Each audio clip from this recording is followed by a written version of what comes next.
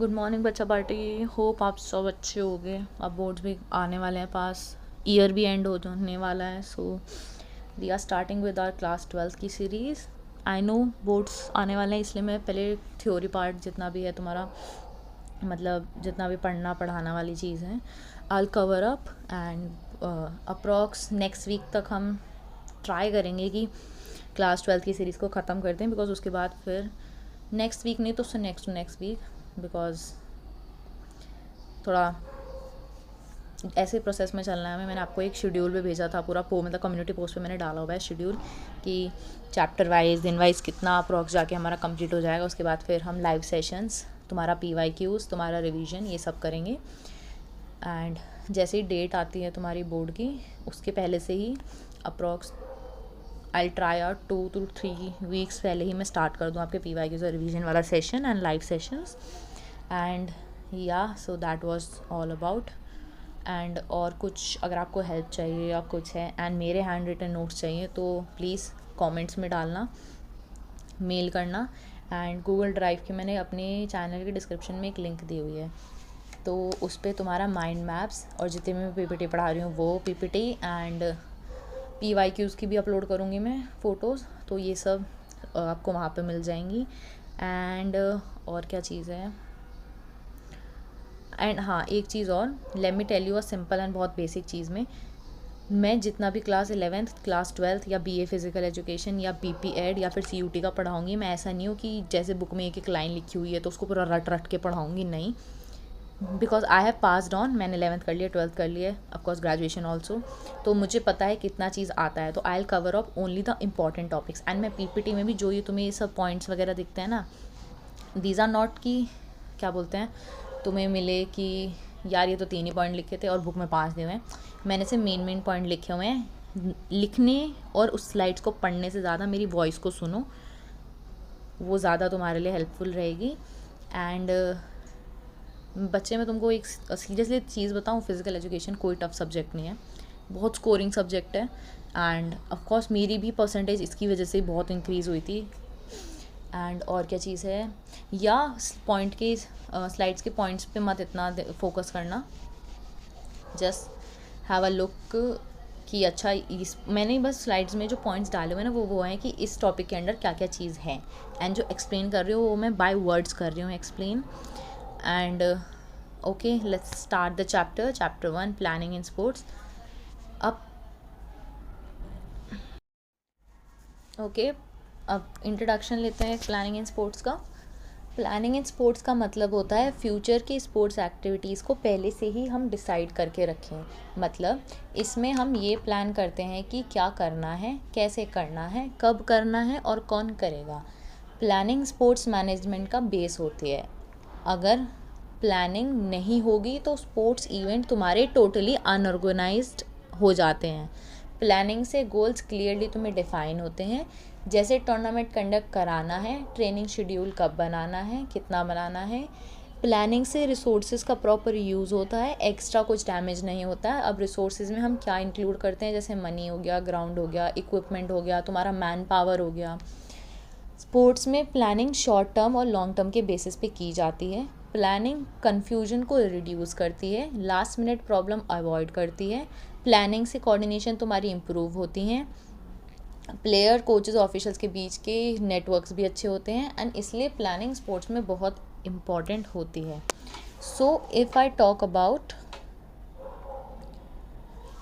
Planning, जो हम as a bookish language में हम विल आई से आउट कि कंसिडर करते हैं, इट्स कि तुम मान लो, अब जैसे let's take an personal example, शादी के इवेंट्स। शादी का इवेंट होता है जब घर में every person is indulge with it and उसका काम वगैरह सब देख रहा होता है, देख रही होती है। एंड दे, अब शादी तुम्हारी अगले साल है, मान लो अगले साल अप्रैल में है, तैयारी तुम इस साल से ही स्टार्ट कर दोगे। धीरे धीरे धीरे करके प्रोसेस तुम्हारा सब होगा कि ये लेना है, ये लेना है, यहाँ ये बुकिंग करानी है, यहाँ इसको इनवाइट देना है, यहाँ इसको वो कराना है। तो ऐसे ही स्पोर्ट्स का कोई इवेंट जब तुम कराते हो, उससे पहले तुम एक प्रॉपर मॉक बनाते हो कि क्या क्या कैसे कैसे क्या करना है। तो Physical education and sports play a significant role in holistic development of an individual, and planning plays a vital role in every field of life. अब कुछ फिलोसफर्स हैं लाइक मिशेल कहता है planning is usually interrupted as a process to develop a strategy to achieve desired object, to solve problems and to facilitate action. Allen कहते हैं a plan is a trap laid to capture the future. अब in conclusion में अगर बोलूँ तो it can be said that planning is an intellectual process of thinking in advance about setting goals and developing strategies which are required to attain the goal efficiently। Basic aim ये होता है कि जो मतलब हम एक जो बेसिक चीज़ है इसमें हम एक एम लेके चलते हैं। अब उस एम तक पहुंचने के कुछ स्टेप्स होते हैं, तो वो स्टेप्स को हम पहले ही प्रिपेयर्ड रखें। अब सीधा ये तो नहीं है अच्छा मुझे फुटबॉलर बनना है, लो बन गए फुटबॉलर, नहीं। कैसे क्या करना है, किससे इंडल्ज होना है, किससे बात करनी है, किससे क्या करना है, कहाँ तक नेटवर्क करना है, कहाँ क्या ट्रायल्स देने, कहाँ जाके तब तुम एम अचीव करते हो। तो वैसे ही प्लानिंग है। अब प्लानिंग में हम एक जो तुम्हारा ट्रेनिंग वाला पार्ट आता है जिसमें हम ट्रेनिंग की चीज़ इंक्लूड करते हैं। तुम्हारी training I write on the blank side. Okay, so तुम्हारी जो ट्रेनिंग है हम ट्रेनिंग को 3 टाइप में प्लान करते हैं। इसमें ये चीज़ पॉइंट मार्क करना, ट्रेनिंग सेशंस को हम किस चीज़ में मतलब किस तरीके से प्लान करते हैं। It's your meso cycle, micro cycle and your annual. Meso तुम्हारा होता है 1 से 2 मंथ, 3 भी हो सकता है। माइक्रो होता है तुम्हारा 6 to 7 मंथ।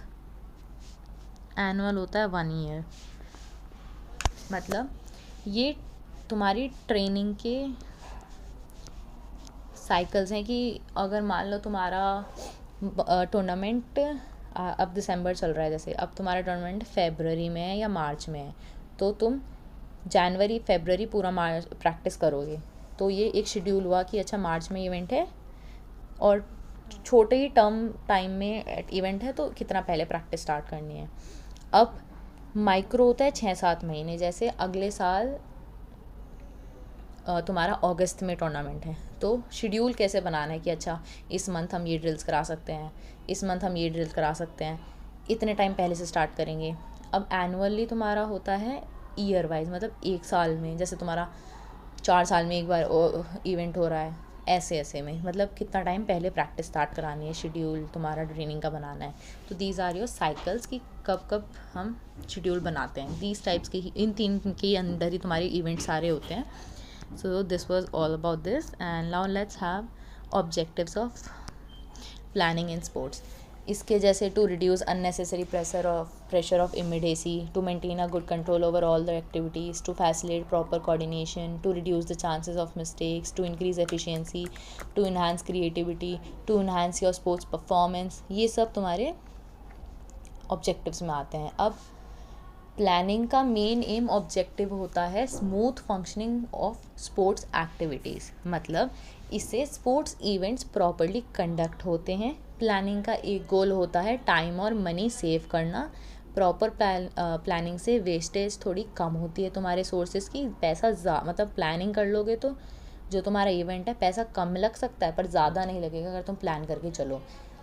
एंड प्लानिंग से तुम एफिशिएंसी बढ़ा सकते हो। हर पर्सन को अपनी रिस्पॉन्सिबिलिटी क्लियर पता होंगी। प्लानिंग से बेटर परफॉर्मेंस अचीव होती है। प्लेयर्स का ट्रेनिंग शेड्यूल प्रॉपर्ली प्लान होता है। प्लानिंग डिसीजन मेकिंग को ईजी बनाता है। रिस्क और अनसर्टिनिटीज़ तुम्हारी कम हो जाती हैं। प्लानिंग डिसिप्लिन तुम्हारी मेंटेन करती है। स्पोर्ट्स ऑर्गेनाइजेशन को डायरेक्शन मिलती है कि कैसे क्या कराना है, कब कितना कहाँ इन्वेस्ट करना है। इसलिए प्लानिंग के बिना सक्सेस पॉसिबल नहीं है स्पोर्ट्स फील्ड में। Now let's talk about the various committees of responsibilities.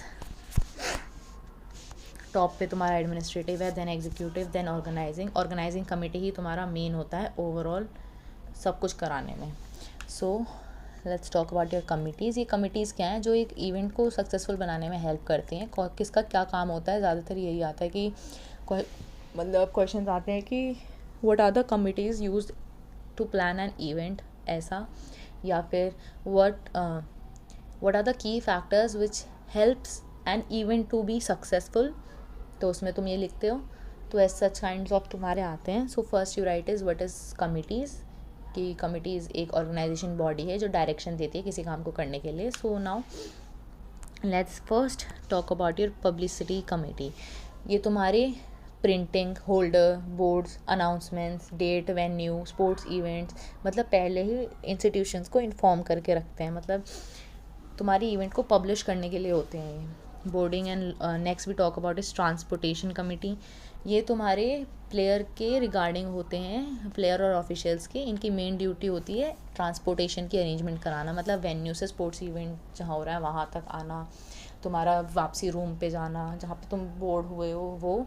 Next we talk, ये और ये इंटर रिलेट काम करता है।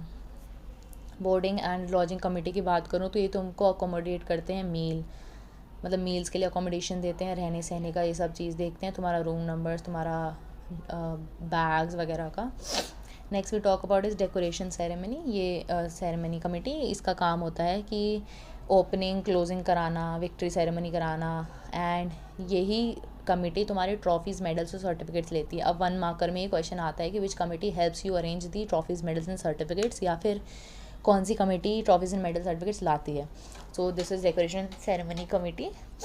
इनसे 1 मार्कर्स भी बहुत बनते हैं। आई एम सॉरी, थोड़ा जुकाम की वजह से my voice is not maybe शायद understandable. So next we talk about is ground and equipment committee. ये तुम्हारे ग्राउंड पे जो भी इक्विपमेंट्स चाहिए एथलेटिक वालों को, फुटबॉल वालों को, बास्केटबॉल वालों को, इन सब चीज़ों के लिए वो प्रोवाइड करती है। घास वगैरह, टर्फ वगैरह, इन सब का ध्यान रखती है। Next we talk about is refreshment and entertainment. ये तो नाम से पता चल रहा होगा कि सम अप्रॉक्स तुम्हारा रिफ्रेशमेंट की बात हो रही है। तुम्हारे गेस्ट और कंपटीशन ऑफिशियल्स को ड्रिंक्स, खाना वाना सब अरेंज कराना। ओपनिंग एंड क्लोजिंग सेरेमनी के टाइम तुम्हें जो इवेंट्स कराने हैं, dance, movie, dance, flag hosting हो गया, एंथम्स हो गए, एंड तुम्हारा कैसे सब करना है इवेंट में, क्या डांस परफॉर्म होगा, क्या म्यूज़िक परफॉर्म होना है, ये सब। Next is our reception committee.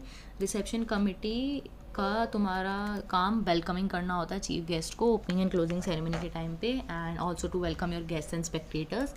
Next we have entries and programmes.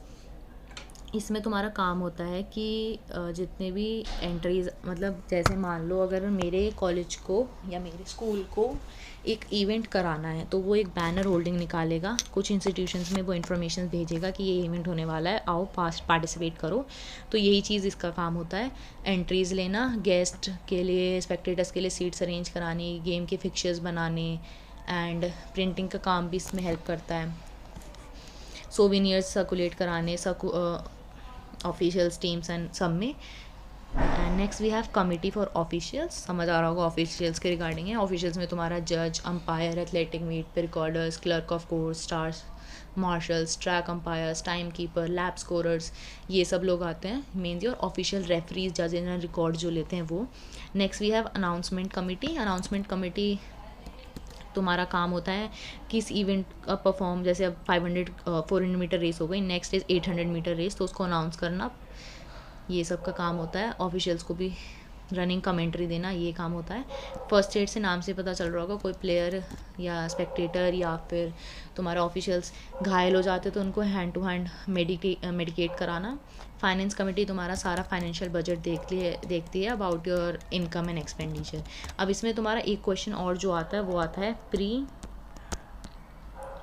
मतलब अब तक तो नहीं आया वैसे ये क्वेश्चन, बट पॉसिबिलिटीज़ हैं। मेरे को पता नहीं क्यों इस बार लग रहा है कि इसके ऊपर क्वेश्चन आएगा, बिकॉज लास्ट पास्ट ट्रेंड से ये सब आ नहीं रहा, बट तब भी we have your pre, during and your post. तो ये 3 पार्ट हैं कि टूर्नामेंट की हर एक कमेटी की क्या रिस्पॉन्सिबिलिटी होती है पहले इवेंट के दौरान और इवेंट के बाद। तो ये एक्सप्लेन करते हो, बुक में एक बार लुक ले लेना, वैसे तो तीनों में कॉमन होती हैं कुछ चीज़ें, वो चीज़ें याद रख लेना। इतना अब तक तो आया नहीं है, बट आई गेस मेरे को ऐसा इंट्यूशन आया हुआ है, लग रहा है मेरे को कि इस बार आएगा। सो याद रखना कि प्राइस डिस्ट्रीब्यूशन का काम बाद में होता है, एंड ये मतलब काम का ही लिखना होता है कि कमेटी, किस कमेटी का काम ज़्यादा कहाँ पे होता है, ठीक है। Next we talk about is your tournaments. अब टूर्नामेंट क्या होता है? एक सीरीज़ ऑफ कॉम्पिटिशन जो हम फॉलो करते हैं नॉकआउट एंड लीग के टाइप्स में। अब इफ़ आई से, अच्छा मैं आपको एक बार कमेटी का जो मेन कमेटी ज़्यादातर पूछी जाती है वो बता देती हूँ मैं। इसमें जो तुम्हारी मेन कमेटी सबसे ज़्यादा पूछी जाती है, आई एक्सप्लेन इट। कमेटी ज़्यादा मेन पूछी जाती है,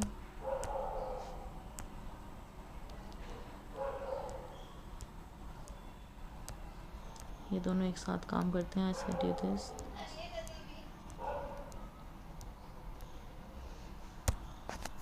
सब पॉइंटर्स लिख के भी चलेंगे ताकि याद रहे आपको स्लाइड्स पे। Pre, post, during tournament. Okay, इसमें हम बात कर रहे थे कि कौन से मेन ज़्यादातर चलते हैं इसमें, मतलब किस कमेटी के बारे में ज़्यादा क्वेश्चंस आते हैं। We were talking about this.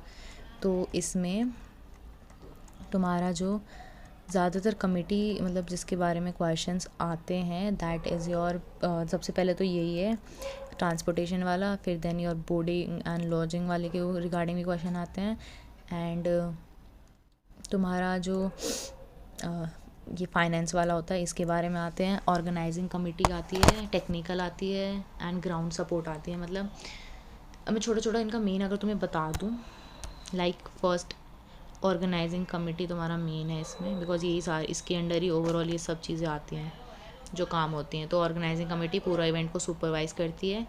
तुम्हारी फाइनेंस कमेटी बजट बनाती है, एक्सपेंस हैंडल करती है। टेक्निकल कमेटी तुम्हारी रूल्स, फिक्चर्स ऑफिशियल डिसाइड करती है, एंड तुम्हारा ट्रांसपोर्ट कमेटी टीम और ऑफिशियल्स को ट्रांसपोर्ट के अरेंजमेंट देता है। ग्राउंड और इक्विपमेंट तुम्हारी ग्राउंड और स्पोर्ट्स को इक्विपमेंट को ध्यान रखती है।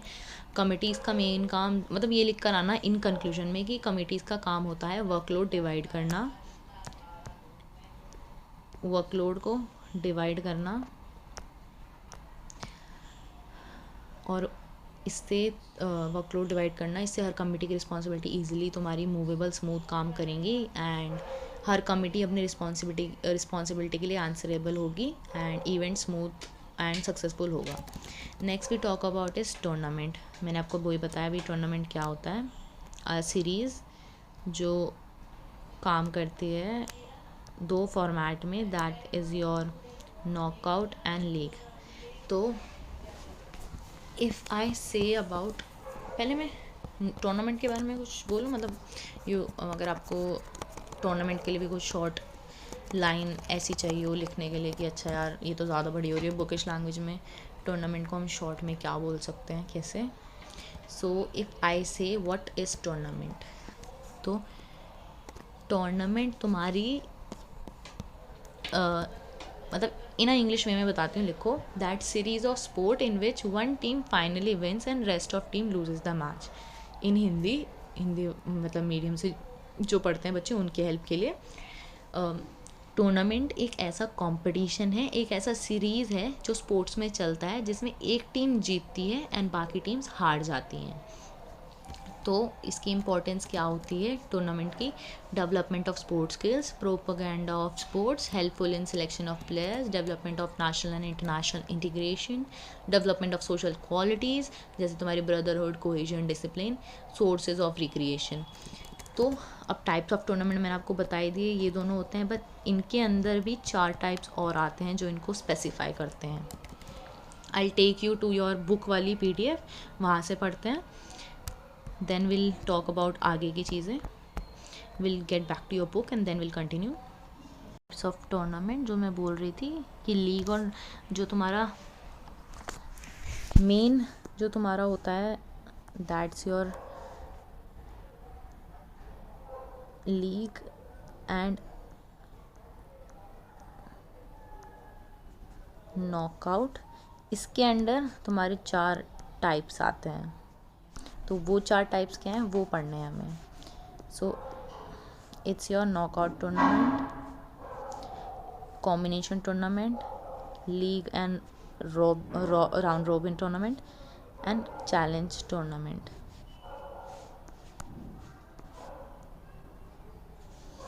अब इसमें अगर मैं बोलूँ तो ये वाला आता नहीं है ज़्यादातर, we don't talk about in this syllabus. ये 3 मेन है एंड इसका एक और नाम है, इट्स ऑल्सो कॉल्ड योर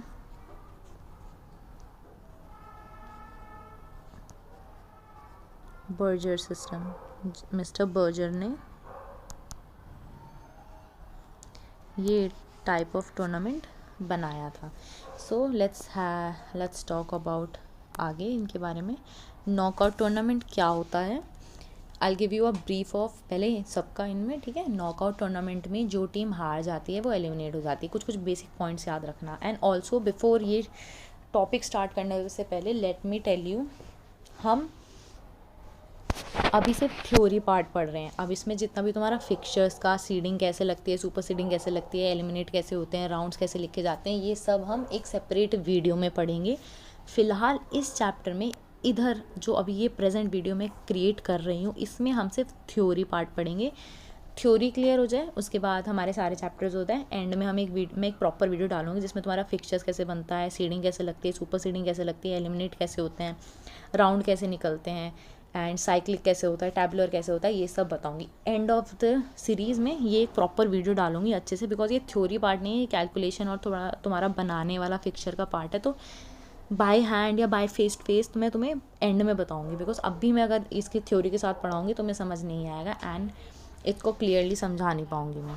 तो मैं एंड में तुम्हारे लिए क्लियर उसके लिए वो पूरी वीडियो बना के लाऊंगी. ओके, अभी सिर्फ थ्योरी पार्ट है तो ये जज मत करना, ये कमेंट मत करना कि फिक्चर कैसे बनता है ये तो बताया ही नहीं, राउंड कैसे लिखते हैं ये तो बताया ही नहीं. अरे भाई मैंने बोला तो. एंड ऑफ द सेशन तुम सबको एक प्रॉपर वीडियो मिलेगी फिक्चर्स को लेके एंड ये टूर्नामेंट्स को लेके. ओके, सो नॉकआउट मैंने बता दिया एंड इसके एडवांटेज डिसएडवांटेज भी सुनते रहो. हैंड टू हैंड बता दूंगी मैं इसमें नीचे. लीग टूर्नामेंट में हर टीम एक दूसरे से प्ले करती है. ओके, ये हो गया तुम्हारा. अब दोनों टूर्नामेंट स्पोर्ट्स में इंपॉर्टेंट रोल प्ले करते हैं इवेंट को सक्सेसफुल कराने के लिए. Now let's talk about your knockout tournament. Knockout tournament basically क्या होता है? In this type of tournament a team which is once defeated automatically gets eliminated from the tournament. मतलब अगर कोई एक पर्टिकुलर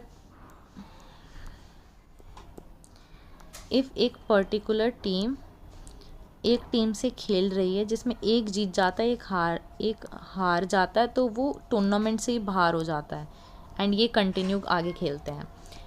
ये one of the not fair जिसको हम बोलते हैं वो टाइप ऑफ प्ले टूर्नामेंट है, बिकॉज इसमें कई बार अच्छी टीम्स नॉकआउट मतलब बाहर हो जाती हैं एंड वीक टीम्स को, एवरेज टीम्स को ज़्यादा चांस मिल जाता है आगे खेलने का. नॉकआउट समझ आया? नहीं आया? फिर से बता देती हूँ. नॉकआउट टूर्नामेंट ऐसा होता है जो एक बार एक टीम से खेलता है. इफ़ हार गया तो हार गया, सीधा टूर्नामेंट से बाहर. इफ़ जीत गया तो आगे कंटिन्यू करेगा, इसको कोई और चांस नहीं मिलेगा. सो दिस इज़ नॉकआउट टूर्नामेंट. अब इसमें यहाँ पे एग्ज़ाम्पल दिया हुआ है. अभी क्या एग्ज़ाम्पल है देखो, ये चीज़ भी मेन है याद रखने की. I tell you in the pictures वाले वीडियो में. अब ये तुम्हारी ये तुम्हारी 4 टीम्स हैं, A B C and D. A और बी में मैच हुआ, सी और डी. एली रेस थोड़ा सा नहीं दिख रहा होगा बस. ए टीम है, बी ए टीम है, बी टीम है, सी टीम है एंड डी टीम है. ए का बी से मैच हुआ, सी का डी से मैच हुआ. ये 4 टीम्स का पिक्चर है. Remember this 4 teams. इसमें से सपोज बी जीत गई, इसमें से सपोज डी जीत गई. इन दोनों में मैच हुआ, डी जीत गई, दैट्स द विनर. अब इसमें if I tell U A को और सी को तो सेकंड चांस ही नहीं मिला, ये सीधा टूर्नामेंट से बाहर हो गए. वहीं बी और डी आगे खेले. सो यही है नॉकआउट टूर्नामेंट्स। हो सकता है ए और सी वाली टीम में कोई एक ऐसी टीम थी जो अच्छी हो सकती थी एंड आगे कैरी फॉर कर सकती थी, but due to knockout fixtures में तुम बाहर हो गए। इसमें ये एक्सप्लेनेशन लिखी हुई है इसमें कि ये ऊपर हमने क्या सॉल्व करा। अब इसके एडवांटेज सुनो। एडवांटेज होता है ये थोड़ा लेस एक्सपेंसिव होता है बिकॉज टीम जल्दी जल्दी हारती हैं और एलिमिनेट हो जाती हैं। ये स्टैंडर्ड स्पोर्ट्स को बहुत मतलब अवेयरनेस फैलाता है and sometime best performance to avoid defeat. कई बार टीम ट्राई करती है कि अपनी पोटेंशियल से खेलें, बट जल्दबाजी में एंड घबराहट से वो फर्स्ट उसमें ही नॉक हो जाती है, जिसकी वजह से ही हम बोलते हैं कि नॉकआउट टूर्नामेंट अच्छा नहीं होता। कई बार अच्छी स्ट्रॉन्ग टीम पहले ही निकल जाती है। नेक्स्ट भी इसमें है लेस नंबर ऑफ मैचेस होते हैं तो लेस टाइम जाता है। Minimum number of officials required होते हैं। तुम्हारा बजट लो ही रहता है, हाई नहीं जाता है। नेक्स्ट डिसएडवांटेज वही, good teams eliminate in the first round और सेकंड राउंड, फाइनल तक नहीं पहुंच पाती हैं और वीक टीम्स का फाइनल में पहुंचने का ज़्यादा चांस होता है। स्पेक्टेटर्स को इसलिए मज़ा नहीं आता, spectators also loss interest because उनको इसलिए मज़ा नहीं आता है अच्छी टीम तो पीछे रह गई, बेकार टीम आगे खेल रही है। Next we talk about is league round robin. Got it, ये मैंने स्टार्टिंग उसमें भी बताया था। लीग राउंड रोबिन, इसको हम बर्जर सिस्टम भी बोलते हैं क्योंकि mister Berger was the first person to imagine the league tournament that owing it. इसको राउंड रोबिन बोलते हैं, ये मैंने बता ही दिया। अब इस टीम में क्या होता है, एक टीम को एक टीम से खेलने के मौका मिलता है। मतलब अगर ये 4 टीम है, ये इससे भी खेलेगी, ये इससे भी मतलब इफ़ आई सेज ये तुम्हारी 4 टीम है। अब डी इससे भी खेलेगी, इससे भी खेलेगी, इससे भी खेलेगी। You get 3 chances to play. C इससे भी खेलेगी, इससे भी खेलेगी एंड इससे भी खेलेगी। ऐसे ही बी इससे भी, इससे भी, इससे भी। मतलब नंबर ऑफ चांसेस ज़्यादा होते हैं तो इसमें तुम्हारी स्ट्रॉन्ग टीम जल्दी नहीं निकल पाती है। एंड इसके 2 टाइप्स होते हैं, it's your single and double. ये तुम्हारे लीग के टाइप्स होते हैं। Now first let's talk about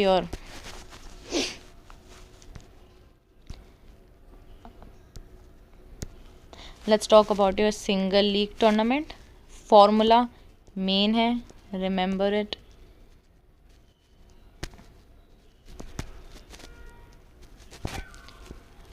ये आगे भी काम आएगा, just remember it. N1 N, तो इधर N का मतलब होता है your number of teams. Example we assume is 7 teams हैं, तो इधर जो N की वैल्यू होगी वो 7 होगी। तो NN है फॉर्मूला, तो N1/2 है।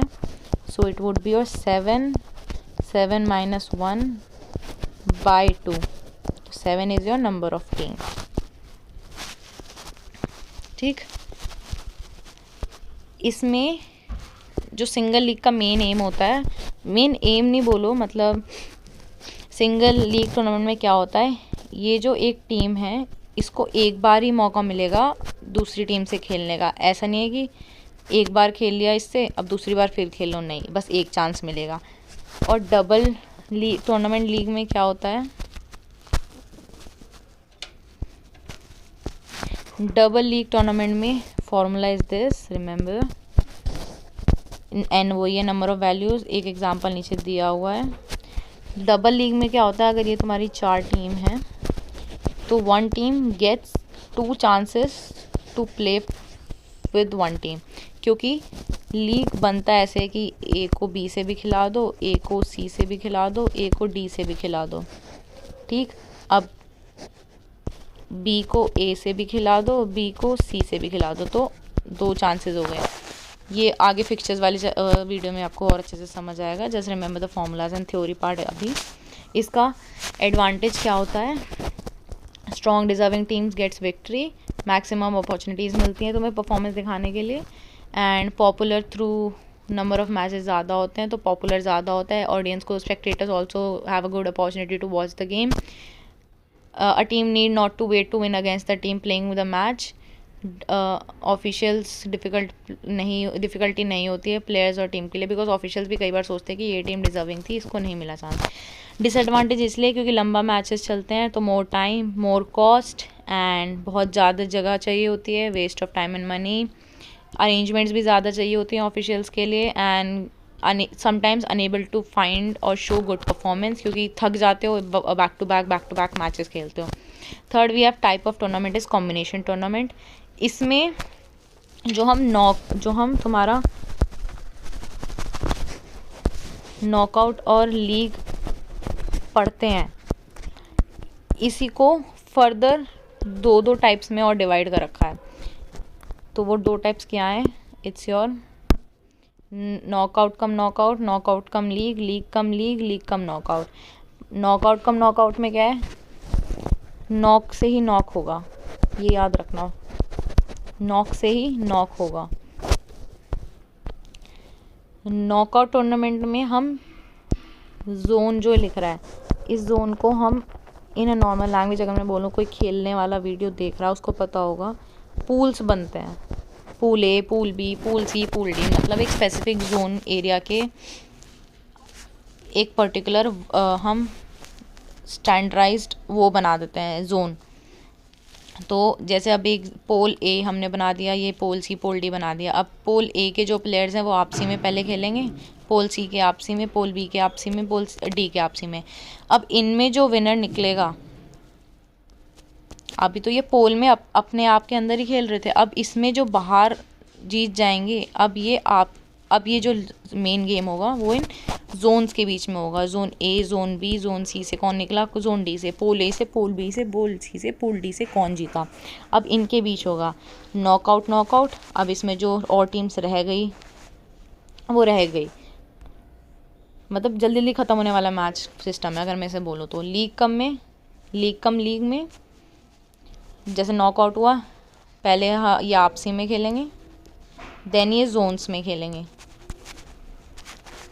नॉकआउट कम लीग में पहले इनका जो मैच होगा वो जोन्स के अंदर होगा, इनमें जो बाहर निकलेगा